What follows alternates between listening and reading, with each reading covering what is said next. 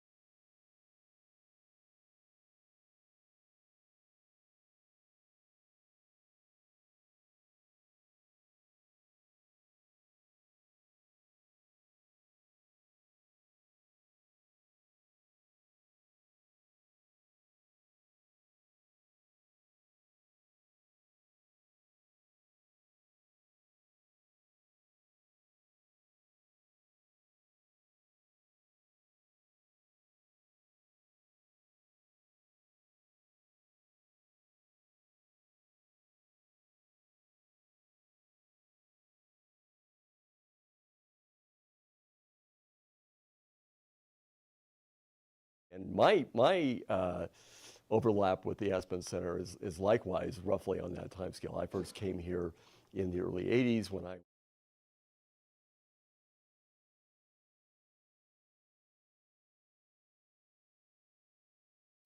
this kind of workshop where we gather physicists together to discuss, important problems, seemingly important for us, but they're key problems in advancing the field in various topics. And the topic that we're gathered together to discuss now for this last week has to do with the physics of, has to do with the behavior of elementary particles and the role those might play in spectacular phenomenon that would happen in the cosmos, and Luke will tell you about that. And I should say that this kind of get-together, this physicists getting together to discuss these problems is very important. The people we have here for this meeting, and I think for all of the winter meetings, they're physicists that are coming from all over the world. And in our work, in trying to understand how nature works, it's very important that we get together and talk to each other and figure out what we're, exchange ideas, exchange techniques, and it's very important for the way our subject works. And these public lectures are great because it allows us to share not only our discoveries with the public, and especially with the Aspen community, but also kind of share our passion for the subject. So this particular subject is one that the Aspen Center has played a big role in developing. In fact, one of the benefactors of the Aspen Center was Hans Bethe, a very famous physicist. He was the guy that figured out how stars shine, at least for a long time anyway. And he got the Nobel Prize in physics for that work sometime, I think, in the 1960s. But he also drove forward this field and kind of was one of the founders of this field of trying to understand the collapse of stars and phenomena in the cosmos, and the connection of that with the physics of the ultra-small. So it's my pleasure to introduce our speaker tonight, who's Dr. Luke Johns from Los Alamos National Lab, where he is a Richard P. Feynman postdoctoral fellow there. Luke got his PhD at the University of California, San Diego. I think I remember him there. Mm-hmm. He was my graduate student. And then he was a NASA Einstein postdoctoral fellow at UC Berkeley before going to Los Alamos. So Luke, is one of the young drivers of this exciting field. We have many of them gathered here this week, and Luke is going to tell us about the connection between these mysterious particles and the cosmos.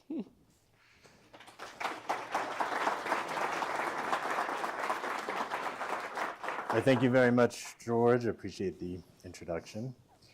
Thank you all for being here. This is very exciting for me, my first time in Aspen. So our central character this evening will be the particle known as the neutrino. But I actually want to start at a point in time long before the neutrino was ever conceived of. John Wilkins was a philosopher and a bishop, and in some respects what we might now call a science popularizer. And in one of his books he wrote this: "By the help of Galileo's glass, his telescope, we are advanced nearer unto the heavenly bodies." The telescope had been invented a few decades prior to his writing this, with many of the major innovations being made by Galileo. And here Wilkins is distilling down the significance of this invention as he views it. It's as though we're transported by the telescope and we can see distant bodies, the moon and the planets and so on, up close. Now this was a tumultuous period intellectually when Wilkins was writing. The Copernican revolution was underway. Newtonian physics would emerge later in the century. And I find this fascinating. Wilkins himself, in the mid-1600s, was speculating on the possibility of traveling to the moon, space travel, potentially encountering an alien civilization there. That's what this book is about, in fact. So advances in astronomy were prompting radically new and imaginative ways of thinking. And yet, as transformative as the telescope was, all it really did, technically speaking, was sharpen one of the senses we already have, right? We could see more clearly, more distantly, but we were still ultimately relying on human vision as a way to learn about the universe. And from the cosmic standpoint, there's really nothing that special about the human eye. Now, of course, we do continue to learn a great deal from observing the universe in visible light. And so the modern day descendants, so to speak, of the first telescopes are optical telescopes, like at the Vera Rubin Observatory, which is perched up here in the mountains in Chile. It saw first light last year, so it just began operating. And obviously, visible light astronomy has come a long way since Galileo's time. Probably everyone here has seen images from the Hubble Space Telescope, which launched in 1990. If you go to the Rubin Observatory website, you can see some amazing images they've already released. They plan to eventually produce images of billions of galaxies. But nonetheless, the broad theme in the history of astronomy is an expansion towards seeing the universe in ways that the human eye can't. And so sometimes you'll see the term multi-wavelength astronomy used to refer to observations carried out using electromagnetic radiation across the spectrum. Another way of putting that is just different wavelengths of light. And in the present day, space agencies like NASA and ESA, the European Space Agency, ensure that we cover everything from gamma rays and X-rays up through UV, visible, IR, all the way to microwave and radio. And this figure is from 2013, so it's missing some of the newer NASA observatories like James Webb, the James Webb Space Telescope. So this is multi-wavelength astronomy, but our context is even broader than that. Our context is multi-messenger astronomy, where we also use things other than light, other than electromagnetic radiation to learn about the universe. So photons are another word for electromagnetic radiation or light. For our purposes, these terms are all interchangeable. But what are these other newer messengers? So here we have the photon. We also have cosmic rays like the proton, neutrinos, this will be our main subject, and gravitational waves. And these are all complementary to one another. They have different advantages and disadvantages in astronomy. Cosmic rays are charged particles like the proton. They're relatively easy to detect.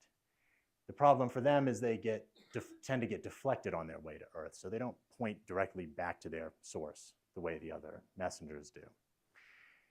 Gravitational waves and neutrinos are essentially the opposite. They emanate directly from some of the most extreme and interesting events in our universe. They carry information that photons don't. The downside for them is they are incredibly difficult to detect. incredibly difficult. And yet, over the past 10 years or so, there's been some groundbreaking progress in this area. In 2015, the gravitational waves were detected for the first time in history. This is a feat that was once inconceivable. Gravitational waves are tiny ripples in space-time, the fabric of space-time, due to things moving around. In this case, in the 2015 event, there was two black holes spiraling into each other and merging to form a larger black hole. Then 2 years after that, so in 2017, came the first detection of gravitational waves along with other messengers. And so the messengers here were photons. We had gravitational waves and photons detected from the same source out in space. And this event is called GW 170817. It's one of the most celebrated instances of multi-messenger astronomy. And instead of two merging black holes, the source here was two merging neutron stars, which are the densest objects in the universe apart from black holes. So this figure on the image on the left is just a visualization of one of these events. The image on the right is an aerial view of the Livingston, Louisiana location of the LIGO experiment. LIGO stands for Laser Interferometer Gravitational Wave Observatory. And basically, there are these two arms that stretch out from this central station. And as gravitational waves pass by, as they move through this part of the Earth, the lengths of those arms are very, very slightly changed. And the experiment is sensitive to those changes. It picks up on these ripples in space-time. One of the things that's interesting about merging neutron stars as opposed to merging black holes is that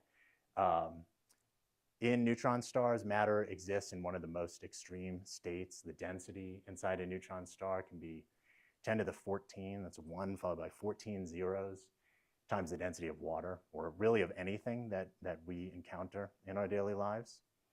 And there's a lot we don't understand about matter under such exotic conditions. So there's great interest in learning more about exactly these types of events.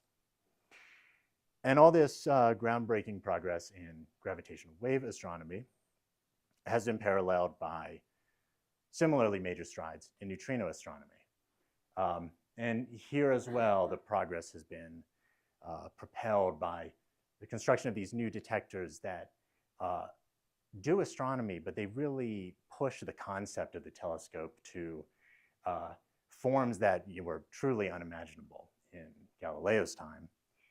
Here are two examples: IceCube Neutrino Observatory and KM3Net, the kilometer cubed neutrino telescope.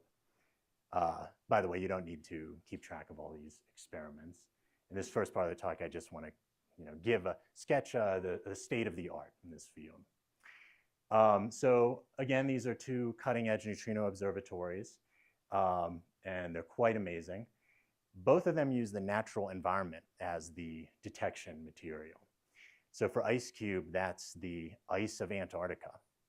The ice is the thing that neutrinos interact with. So you have neutrinos streaming in from some distant astronomical source. They pass through the ice. Some of them interact with it. And then there are these long strings of detectors reaching down into the ice. They go more than 1 kilometer into a glacier in Antarctica. And this figure is illustrating how those detectors pick up a certain glow that's produced when neutrinos interact with the ice. And then the operating principle for KM3Net is pretty similar, except they use water. So you have these detector strings that are anchored to the bottom of the Mediterranean Sea. Neutrinos come in and interact with the water. And similarly, there's a certain glow that the detectors pick up.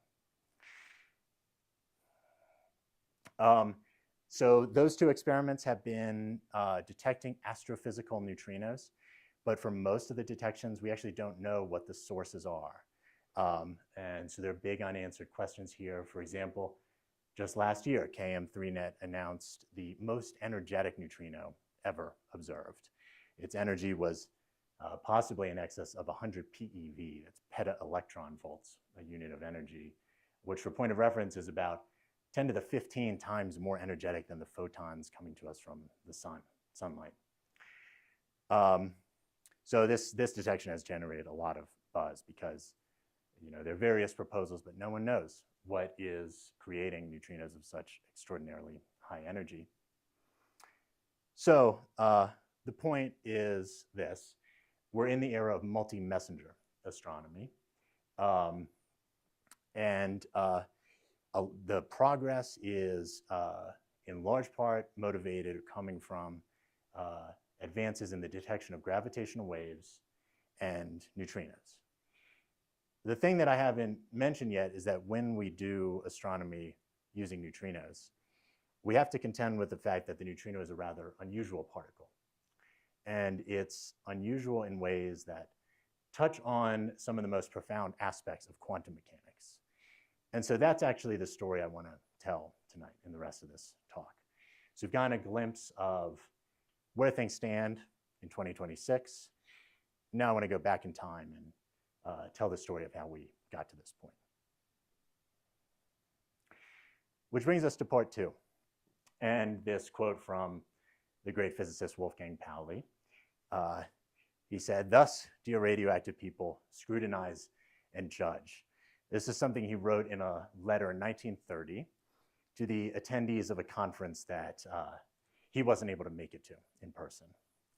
And in this letter, he proposed the existence of the neutrino on the basis of certain anomalies related to radioactivity. Physicists back then were not eager to do this kind of thing, invent a new particle, particularly not in this case, because at the time it actually seemed doubtful that the particle Pauli was proposing could even be detected. And so even though Pauli is one of the most esteemed physicists of the 20th century, he put forward this idea in a way that's kind of playful, almost sheepish, like he was a bit embarrassed to even be making the proposal. And again, the context for the proposal was radioactivity. And so what we mean when we talk about this is the spontaneous decay of atomic nuclei, the nuclei of atoms, which is a process that emits some kind of radiation. So nuclei spontaneously decay and emit some kind of radiation. With the benefit of hindsight, we can appreciate that this is actually a form of the transmutation of the elements that, for centuries alchemists had sought. This wasn't, initially clear in the pioneering experiments of people like Henri Becquerel and Pierre and Marie Curie. But what was clear was that some kind of energy was being emitted by certain substances like radium for no apparent reason. And over the subsequent decades, one of the driving goals of physics was to ascertain what the form of that energy was. And so this line of investigation led to the 1930 proposal of the neutrino, which Pauli called a particle that cannot be detected. And you can see Pauli here on the right sitting next to Enrico Fermi and Werner Heisenberg, who are two of the other architects of quantum mechanics. So Pauli thought the neutrino was undetectable, but the situation changed during World War II and in its aftermath due to the development of nuclear science. And the key technologies here were nuclear weapons, of course, and nuclear power. And I've included here a quote from Frederick Reines. He wrote, "I was involved during and then subsequent to the war in the testing of nuclear bombs, and several of us wondered whether this man-made star," he means the bomb, "could be used to advance our knowledge of physics." Reines was one of 2 Los Alamos scientists, along with Clyde Cowan, who would, in 1956, in fact, detect the neutrino and confirm Pauli's speculation about the existence of a new particle. Reines, during the war, was involved in the Manhattan Project, and interestingly, maybe a little bit disturbingly, his first proposal for an experiment would have used a nuclear bomb as the source of neutrinos, which in retrospect seems a little crazy, but the challenge there, of course, is you want your detector to be close enough to the bomb to detect neutrinos without being completely obliterated. So he and Cowan, in the end, settled on a nuclear reactor instead of a bomb. They figured that would be the best option. And And they succeeded in making the detection. And so Reines would go on to be awarded a Nobel Prize for this work. And there was a cultural impact from all of this. So this is a poem by John Updike. He wrote for The New Yorker in 1960. Every neutrino physicist is familiar with this. So these are the starting lines. Neutrinos, they are very small, they have no charge and have no mass and do not interact at all. The Earth is just a silly ball to them through which they simply pass. And the title, Cosmic Gall, you know, that's referring to the gall of neutrinos to be passing through us all the time, as they do, without our consent, you might say. So the ending lines are, you call it wonderful, I call it crass, right? So he's having fun with this idea that neutrinos are sort of like brazenly everywhere. But notice also the assertion that neutrinos have no mass. In this, he was echoing what physicists believed at that time, but we'll come back to that. That'll be an important point. So Reines and Cowan detect the neutrino in 1956. The following decade, in the 1960s, neutrino astronomy begins. And the goal is to observe neutrinos from the sun to confirm how stars shine. Scientists at that time believed correctly that the sun is powered by nuclear reactions in its core. And so like nuclear explosions and like nuclear reactors, it should therefore produce neutrinos. And so the first goal in neutrino astronomy was to detect these neutrinos, because if they can be detected, they'll provide direct validation of the theory that the sun is nuclear powered. And so the home stake experiment starts running in the late 1960s. So this again is an ambitious project aimed at detecting solar neutrinos, neutrinos from the sun.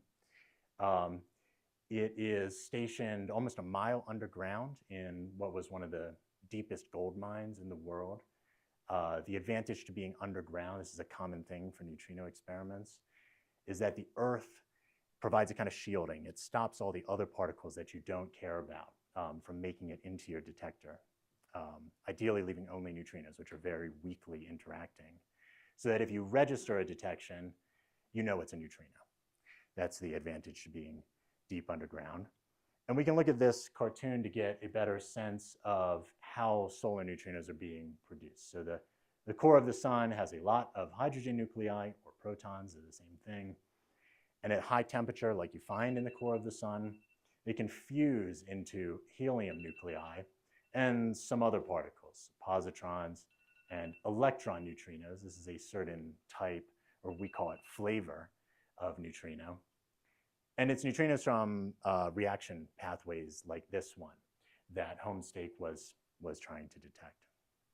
And they succeeded in doing so. But from the jump, from 1968, when the first results were announced, there was a deficit in the number of neutrinos that were observed. So again, there was a theory for how the sun is powered. It predicted and predicts a certain rate of neutrinos passing through the Earth, but Homestake only observed about a third of that rate. And I mean, you know, you have to consider there are experimental errors that could be involved. You have to wonder, do we really understand the sun that precisely? How well can we model the sun? There are all sorts of relatively mundane ways that this anomaly of missing neutrinos could have been resolved. But instead, the puzzle lasted for 30 years. 30 years came to be known as the solar neutrino problem. And it turned out that the issue was not with the experiment. It was not with the sun. It was with the neutrino. And to understand what the resolution was to this long-lasting mystery, we first have to understand one of the most revolutionary and worldview-altering ideas to come out of quantum mechanics. So Heisenberg had a particularly confronting way of putting it. He said, what we observe is not nature itself, but nature exposed to our method of questioning. This is one expression of the uncertainty principle. You know, the idea is uncertainty, indeterminacy, is a fundamental feature of the quantum world.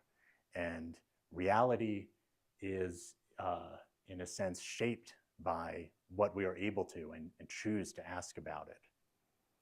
And this attribute of quantum mechanics is illustrated in one of the most famous experiments in quantum history, the double slit experiment.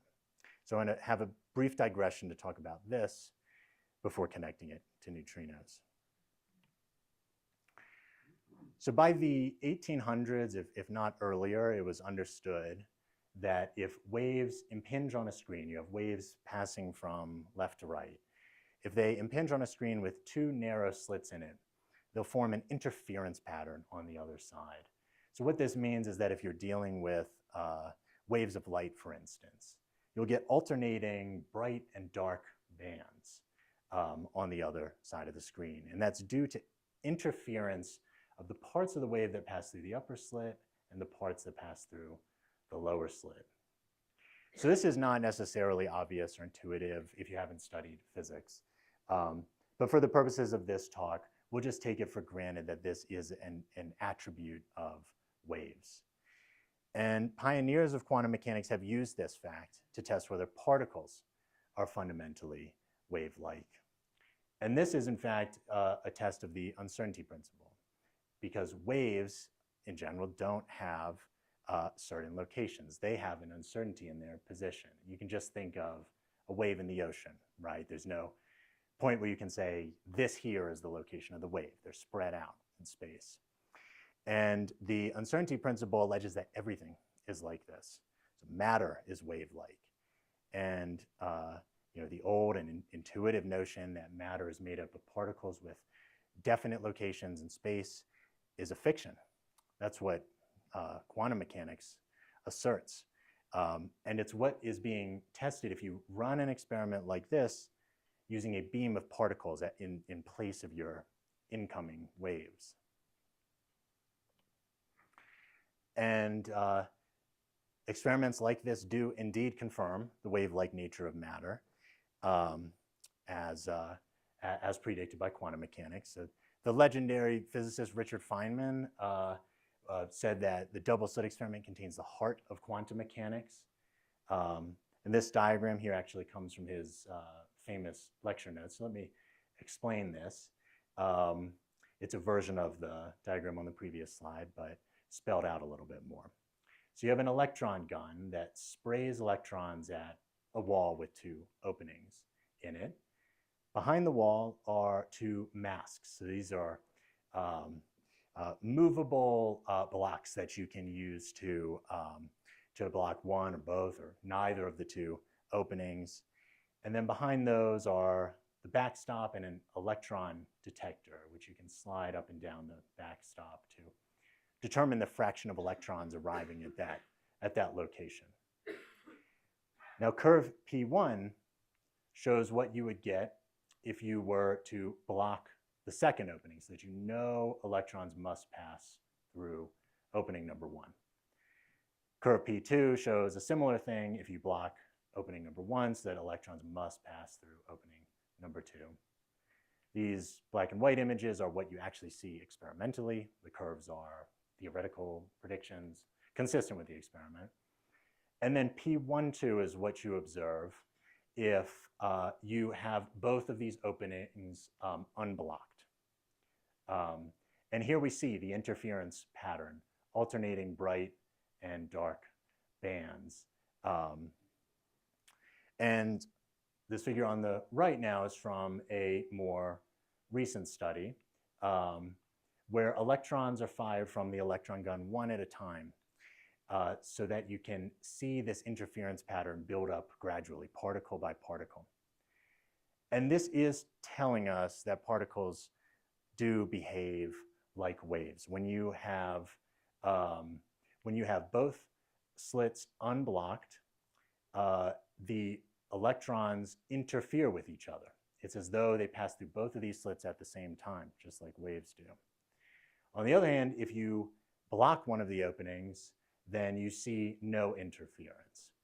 And so, as Heisenberg put it, the path of the particle comes into being only because we observe it. When we don't know which path the electron follows, it's as though there is no path. Or if you prefer, it's as though the electron follows all paths simultaneously. So we have experimental evidence to confirm this quality of quantum mechanics. But how does this all relate to neutrinos? So in the 60s, when the Homestake experiment was running, and long after that, neutrinos are widely thought to be massless. And again, recall the poem by John Updike. But some physicists entertained this radical alternative, that maybe their masses were not exactly zero. They were instead small and indeterminate. And when I use the word indeterminate here, I mean it in the same way that the path of the electron is indeterminate when both slits are open.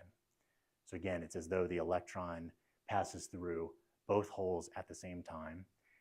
And similarly, according to this proposal, it's as though the neutrino has different masses all at the same time, which is a very bizarre notion. And this line of thinking leads to the idea that the missing neutrinos might be analogous to the dark bands in a double slit experiment.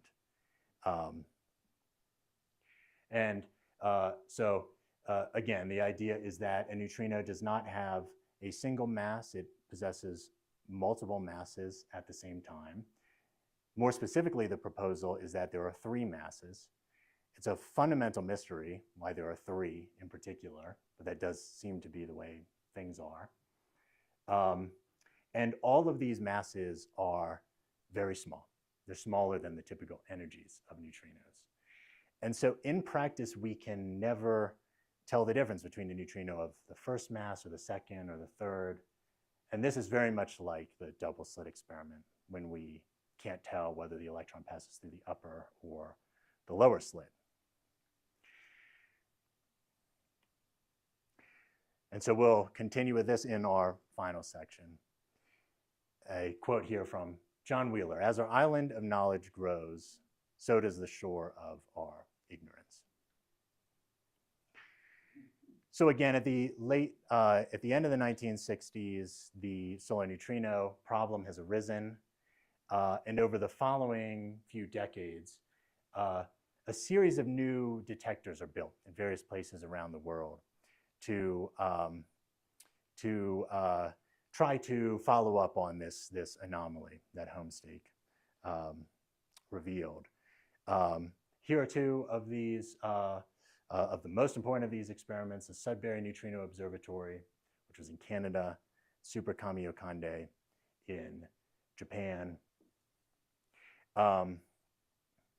And so the first experiments that came out, what they did following Homestake was to confirm that there was in fact a deficit of solar neutrinos.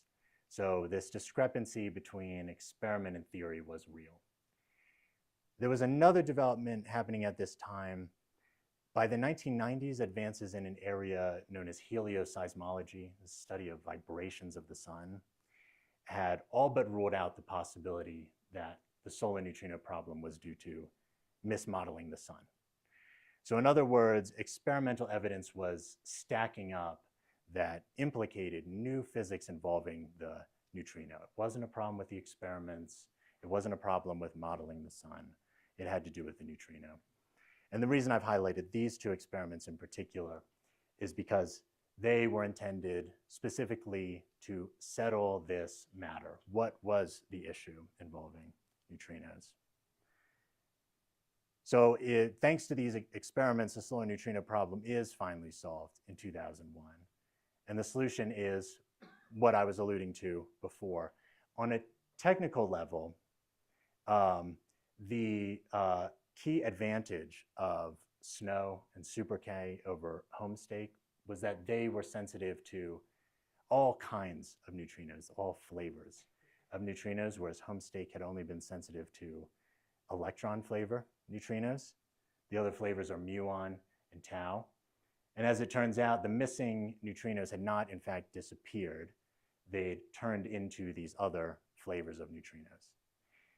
In terms of the analogy with the double slit experiment, it's as though SNO and Super K scanned over bright and dark regions, whereas Homestake had only looked in the dark regions and thus concluded that there were too few neutrinos. If you only, in the double slit experiment, if you only measure the number of photons, the intensity of light in the dark bands, you'll be led to believe that there are missing particles, there's missing light. When in reality, what's happened is that due to interference, it's been redistributed elsewhere. It's gone into the bright bands. SNO and Super K looked at the bright bands as well. And so this, this analogy between neutrinos and double slit experiments is really getting at the essence of a phenomenon called neutrino oscillations.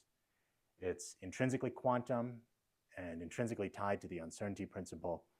And experiments, neutrino experiments today can actually show us these dark-bright interference patterns themselves. In other words, we can see oscillations in the data. And here the data are coming from an experiment called CAMLAND. This was also in Japan, is also in Japan. But unlike the other experiments we were talking about, this was not outfitted to detect solar neutrinos. It was outfitted for nuclear reactor neutrinos, which you may remember was the original source used by Reines and Cowan to detect the neutrino in the first place. So we've sort of come full circle in this area. So this whole saga of the solar neutrino problem has produced 4 Nobel Prizes. They've been awarded to the leaders of the various experiments we've talked about, Ray Davis for Homestake, Masatoshi Koshiba for Kamiokande, and Takaki Kajita for its successor, Super Kamiokande, and Art McDonald for SNO. And again, the solution in the end was that neutrinos are unlike every other fundamental particle in that they have indeterminate masses. So as we approach the end of this talk, I want to return to where we began. We started by talking about how astronomy has expanded from Galileo's telescope to the era of multi-messenger astronomy, where we learn about the universe using not just visible light, not just X-rays and gamma rays, but gravitational waves and neutrinos.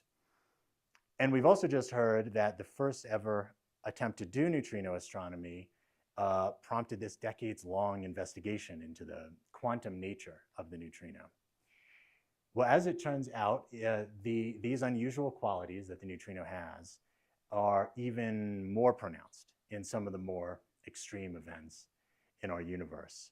And maybe the most iconic of all is a supernova. It's an exploding star. So this is a phenomenon that has interested astronomers starting long before the invention of the telescope, and of course going right up to the present day.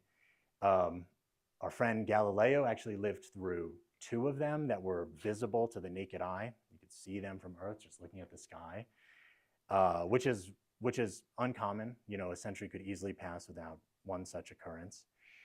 But he lived through 2, so it was these 2, named after 2 other famous physicists and astronomers.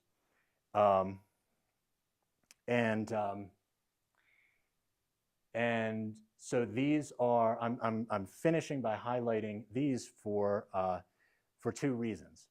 One is that, actually let me move on to the next slide before I say this. Although we have detected many supernovae in light, only once in history have we detected supernovae in something other than light. Exactly once, and that was this final supernova. So this was in 1987. The only supernova yet detected in neutrinos. No supernova has yet been detected in gravitational waves. But why is it? Why is it that the only multi-messenger observation of a supernova happened almost 40 years ago? When neutrino observatories were much less sophisticated, and gravitational wave observatories didn't even exist. What it comes down to is that supernovae near the Earth are rare. There hasn't been one since 1987. And so I want to close with this. First, because the next multi-messenger detection of a supernova will be a kind of holy grail in this era of astronomy. We may be waiting a while. The expected rate is one every few to several decades, consistent with the fact that the last one was in 1987. But when one happens, when the next one happens, we will get an unprecedented view into the inner workings of these phenomena that have inspired astronomers for centuries. The second reason I want to close with this is that we still don't fully understand the quantum mechanics of neutrinos in these settings. So by now we've got it all worked out for the sun and solar neutrinos as we've talked about. But supernovae are these extreme explosive events, right? It's a star exploding. And in these settings, the notions we've talked about, the uncertainty principle, interference patterns, they're pushed into novel territory that we are still perplexed by. So in other words, neutrino mysteries persist at the frontiers of quantum mechanics and astrophysics. And in this sense, the legacy of the solar neutrino problem continues, but now it's on a grander scale. We're moving out of the solar system, even beyond our galaxy, to objects that lie at the shore of our ignorance. Thank you very much for your time and attention.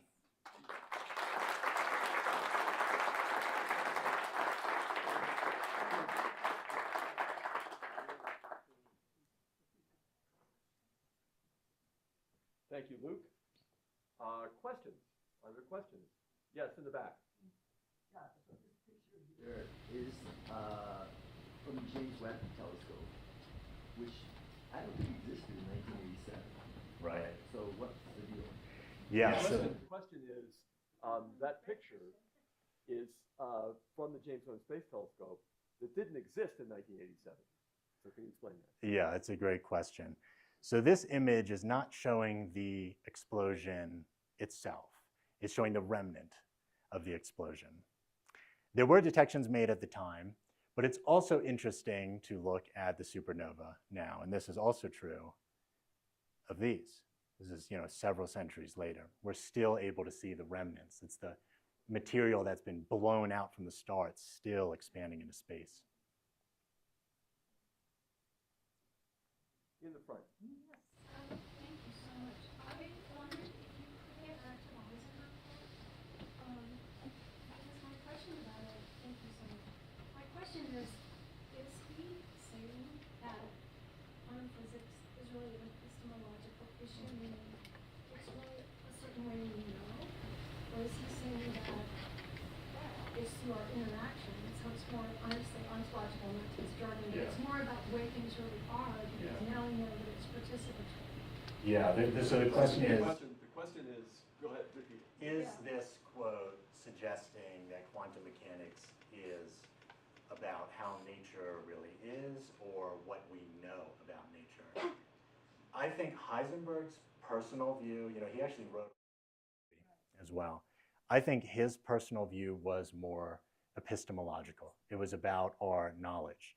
I think physicists today still dispute interpretations of quantum mechanics, but I think probably the most common view is that some of these early writers like Heisenberg perhaps overemphasize the role of the observer.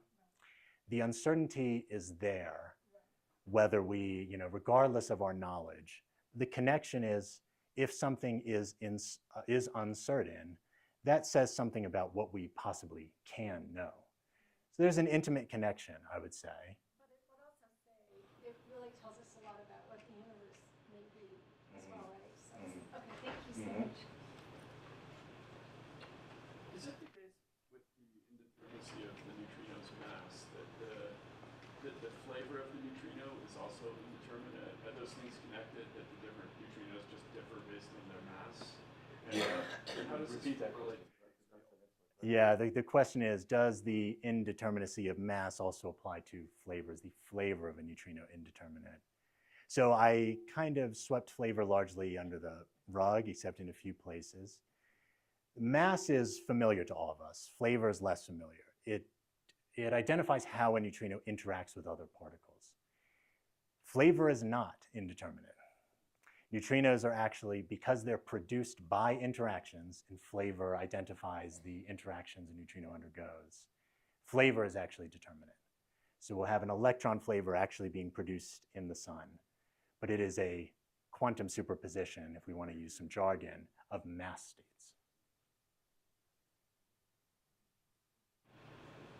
How come it says here that neutrino physics, it's been recommended by to be one of the top funding priorities over there? How come? What's so?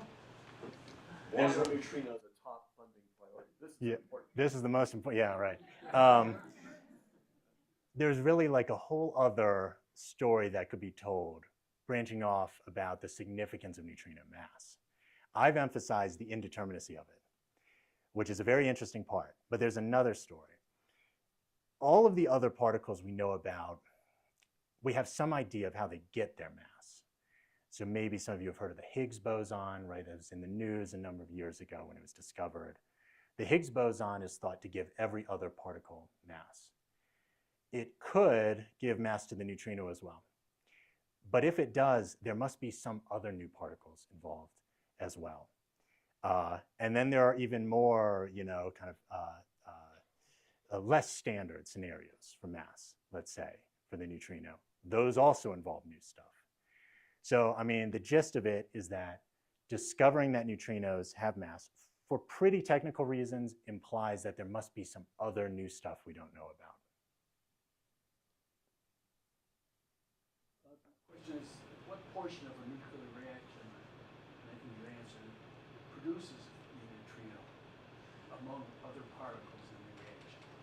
Repeat that. What portion of what produces the neutrino? So neutrinos, yeah. So nuclear reactions were one of the motifs here, right? Neutrinos are produced, for example, when neutrons are turned into protons, or vice versa.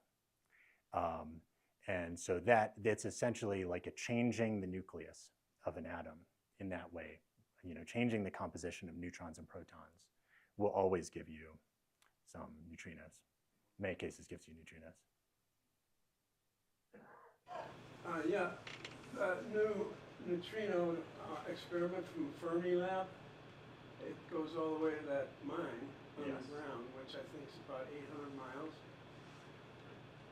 And is that to try to determine why they changed their flavor? Right. So the question is, there's a new and an upcoming experiment associated with Fermilab. Dune, I think, is the one you're referring to. And the question is the goal there to investigate how they change their flavor? And the answer is yes. So once you know about neutrino oscillations, the fact that flavor can change, that introduces a number of apparently fundamental parameters into the universe, which describe the mixing of flavors. How long does it take for a neutrino to oscillate? So there's a number of experiments, and Dune is one of the most promising that are targeting all of these fundamental parameters related to the neutrino. So they have a different way to detect those different flavors? So different experiments, I would say, are complementary to one another and do have different detection techniques. So just as an example, some of them are looking at the survival probability of an electron-flavored neutrino, which means you create an electron-flavored neutrino, and then you detect, you try to see how many electron-flavored neutrinos you have at the other end. That's very much like what Homestake was doing. But you could also try to detect another flavor or produce another flavor. There are various combinations you can apply. And all of them give you different information. We ultimately have to combine all of this data in order to extract the fundamental parameters. I've understood that the flavor of the neutrino oscillates. So a single neutrino can become one flavor and then another, yes? So over time, if it does this, is there a certain order to which it oscillates through flavors, or does it, and does it start at a specific flavor, or can it start at any point and oscillate to any other flavor? And this actually gives me a chance to refine my answer to a, yes, please. Yeah, please do.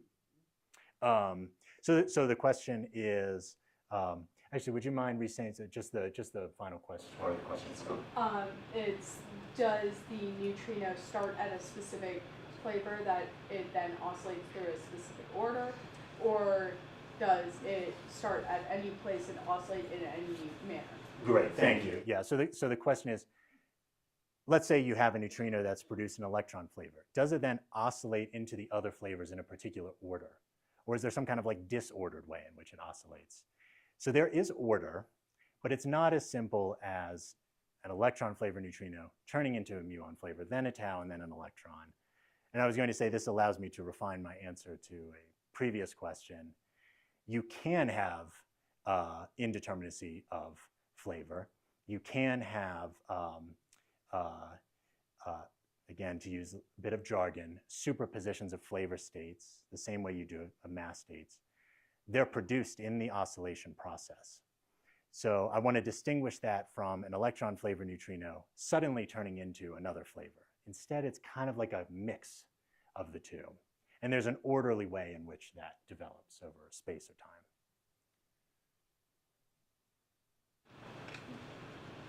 You mentioned the weak interaction of neutrinos. Why is that? So, what is the weak interaction? The weak interaction, and why is that so with all these other things that interact in significant ways? Why do the neutrinos interact weakly? That's a very difficult question. I think the best we can say is that that is just the way it is. As far, we don't have a deeper theory to explain that. It is one of the really distinctive things about the neutrino, that it only interacts through something called the weak interaction. I said they interact weakly. This has two meanings, right? It's kind of this colloquial meaning that it's not very strong, but it also has a technical meaning that you're referring to. So we call it the weak interaction, and it's a fundamental force. And then the other is gravity. That's the other interactions that neutrinos have. That makes them special for all kinds of reasons. That's why they're so useful in astronomy. The fact that they only undergo weak and gravitational interactions. But at a deep level, we don't know why that is. That's a great question. Yes. Yeah, are the upcoming neutrino experiments likely to shed any light on the emergent physics beyond space-time? Are upcoming neutrino experiments likely to shed light on the emergent nature of space-time? One thing comes to mind. So this would be I would say this is a very speculative area of neutrino physics research. One thing that comes to mind is when you have a neutrino oscillating over a really long distance, many kilometers, you have a quantum system that can be sensitive to very small effects, including perhaps like the quantum nature or emergent nature of gravity. There are ideas along these lines, and some of the major experiments do come up with constraints along the lines of what you're thinking about. And probably the upcoming experiments will provide better constraints. Way over on the other side there. Is there a speed at which neutrinos travel? Yes. The speed at which neutrinos travel. Is there a speed at which they travel? Very close to the speed of light. Now, they do have a mass. It's not exactly the speed of light, but we call them ultra-relativistic. It's very, very close to the speed of light. And in a lot of our calculations, we can approximate them as moving at the speed of light.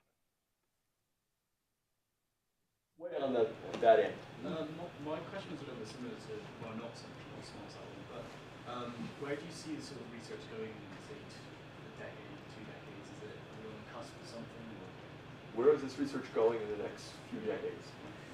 Yeah, I mean, I think, yes, yes, almost certainly. And I'll go back to a couple of the experiments I was mentioning at the beginning, IceCube and KM3Net. One of the things that makes them so special is that they're detecting neutrinos at extremely high energies that no experiment before had been sensitive to. And they are coming up with surprises constantly. So there are also some other answers I think I could give about neutrino physics itself, but I've been emphasizing astronomy, so I'll go with this one. I think we are living through breakthroughs in astronomy due to these new neutrino detectors. One last question. Thank you. I had a follow-up question based on this high energy neutrinos. I was really intrigued by what you said. You said that some of these neutrinos that have been measured have 10 to the 14 times the amount of energy as sunlight. And so my question, I work in renewable energy and also in climate change. Can you foresee a future in which we could potentially capture that energy from these neutrinos and use it to do work or generate electricity? Yeah, the question is, can we potentially use these very high energy neutrinos to do work? Could we use them as a power source or something like that? Very interesting question. You know, one caveat here with any kind of technological application of neutrinos is they're extremely hard to detect, right? They're extremely hard to interact with in any way. I think that there are probably some more technical issues in how you would turn this into a useful energy source. But I'll just say that's a very interesting line of thought. Thank you so much. Thank you very much.